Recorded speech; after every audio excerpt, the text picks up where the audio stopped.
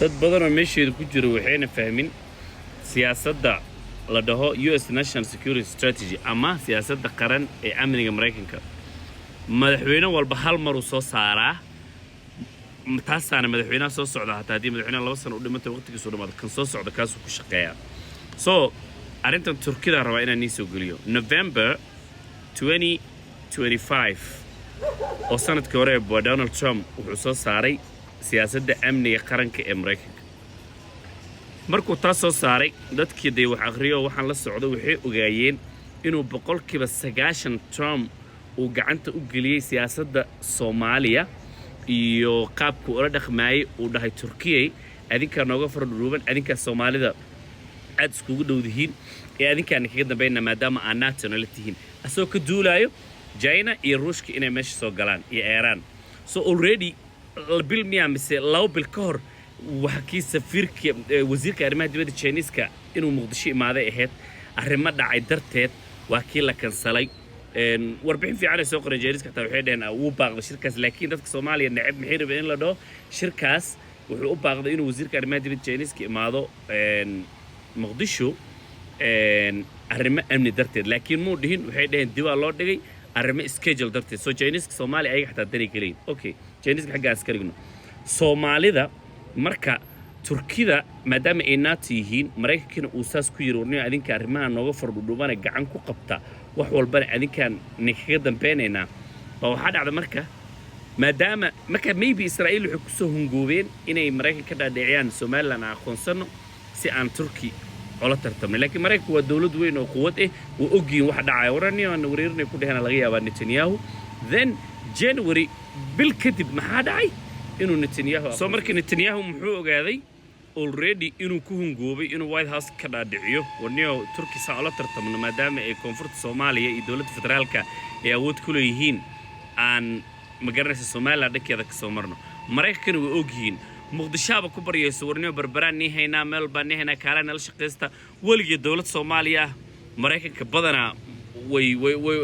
wana inay Mareykanka la shaqeeyaan dawladda Soomaaliya rabtay inay Mareykanka la shaqeyso because dawladda Mareykanka waa dawlad weyn ma ahano Israa'iil marka ayagoo og inay ku hungoobeen halkaas already waxay aqoonsadeen magaranaysa Somaliland si hadhow NATO oo Turki ah iyo Mareykan oo NATO ah ay iskaga hor keenaan already maxay ka faa'iideysanayaan fursadaas Somaliland ay sii tageen badwaa ogeed Ethiopia Kenya Djibouti East African Community countries and European Union key Islamic Cooperation Arab League dadka dhana ka hor imaaday so already halkaas way ku fashilmeen marka aniga laakiin shakhsi ahaan siyaasadda aan la dhacsanay waxa waaye Turkida inay Soomaaliya madaxweynihii hore Sheekh Shariif madaxweyne Farmaajo iyo madaxweyne Sheekh Shariif madaxweyne Xasan Sheekh saddexdaas madaxweyne isku xigabo ma Turkida si fiican ay u maamuleen because Turkida anaga u baahan maybe ay inaan u baahnayna bal laga yaabaa waa wadan almost 80 million Europe iyo Asia iyo u dhaxeeyo NATO member ah annaga marka maxaa la rabaa inaan isku gaabino ka faa'iideysano hadba si nooga faa'iideyn karaan because waqti badan baa dib ku soo jiro waqti badan baa nala garanaysa dib badan loo geystay Turkida hadda partnership-ka ay diyaar noo leeyihiin saddexdaas madaxweyne si u maarigriyeen waa laakiin annaga maxaa la rabaa marka madaxweyne Xasan Sheekh hadda waxaa la rabay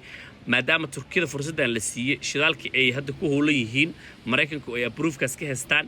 waxaa loo baahnaa in marka annaga arrimaheena hoose aan xalisano Jubaland la soo dhaweeyo Puntland la soo dhaweeyo Somaliland kuwa hadda jooga la soo dhaweeyo soo marka in all Soomaaliya meeshii banooni ka haleeyeen oo dadkan Soomaalida Turkiga ugu qamaamayaan Soomaaliya waxay banooni ka haleeyeen Xasan Sheekh iyo maamul goboleedyada waxaa la rabay waxooda inay hoos u xalistaan oo ayagoo wan ah Turkida u tagaan laakiin doorashadii yaa la isku heshiin laayahay hal sana already dawladdu waa ku darsaday ay leedahay baarlamaanku waa ognahay sidii uu iskaga ahaa baarlamaan oo dysfunctional leh soo marka waxaas maxay keenayaan marka haddii Mareykanka xataa oo caqabada ugu weyn ahaa uu Turki leeyahay war adinkaan kaga dambeynaa Soomaaliya la shaqeeya European-kii Afrikaanti kale kuwa dariska nala ahaa already waxay rabaan inay create gareeyaan problem oo Turkida iyo annaga si ay ma garanaysaa relationship-keena oo weak u noqdo annaga maxaa loo baahnaa marka doorashada in waqtigeeda lagu qabto transition-ku si fiican u dhaco madaxweynaha la dooranayo haddii Xasan Sheekh dib loo soo doortay madaxweynaha kale uu caadi u imaado wixii dhan annaga ku ciyaarnay so hadeertaan haddii ay dhici weyso in la heshiiyo waxaa laga yaabaa 10 years إن دب أسي دعنا أدوك وحلا قال له delay هذا دب أسي دعنا أو دب أسي دعنا صدق إيش سنة دب ودع كجرني so مركا هذا تركيا وحلو بهاي 5 years حتى وقت الإيرة نقطة هاي إلى هذا ملتير نقطة هذا جناس نقطة هذا نقطة مقارنة سا إن الشغال هذا نقطة إن سيدا نقطة تغيير لها إن وحبرشة التكنولوجيا الساينس كا وحول بحلو بهاي quick إن لو قبته لكن هذه أنا نحن delay كانوا كسر سعود أو أنا شيء لعنا هاي then ودما أصير دعنا so واحد لقى له وأنت الصومالي إنه وقت لقى دوميال راه هل سنة is too مقارنة سا is long for ودن صوماليا عمله مركا هم صومال دين يفهمان تركيا أيجا نوع ماضي أنا جوحنا حلسنا سي أوكي مدكله أو أنا كنت الربح هواي أمريكا وحسوا صار إن هذا terrorism report كذي every year الشباب يدي جرين وقتر ونسوي الرئيس ونوحنسا هل بيج تمام الشباب especially Democrats president priority كو هنجرتي وحكدين one sentence بس الشباب وضد أرمى قبيل درتت وحناقي وحناقو سيما العمل like one page that tells you تابع كل شيء سه وحي صومالي العقاب بدل لوجو على جري وح الهول اللي يدي جربه نينكن تراملو ده priority مهمة حتى ما هم one page وكذي one page تمام two lines بعودة وادد حناقسن وأرمى قبيل يو مقارنة سا تبشوي ينقبوا صومالي ده يجي نطلع بيج كلا لوسي قدو مركز صومالي ده حلو بهاي إني أيجا دنتو ده فهمان أو أي priority كولا بس ده أي كده دنتا دت كودا because Somalia هدي أمني يحصلوني هالشو Somalia والبمش وحكوها لا يلامي Somalia والبمش وحكوها لا يا إن إسبيتال يعافمات يهرمر يسافس كينو مش سكوها له مركز Somalia ده وإني أي جدود الشيء سيد ورصابة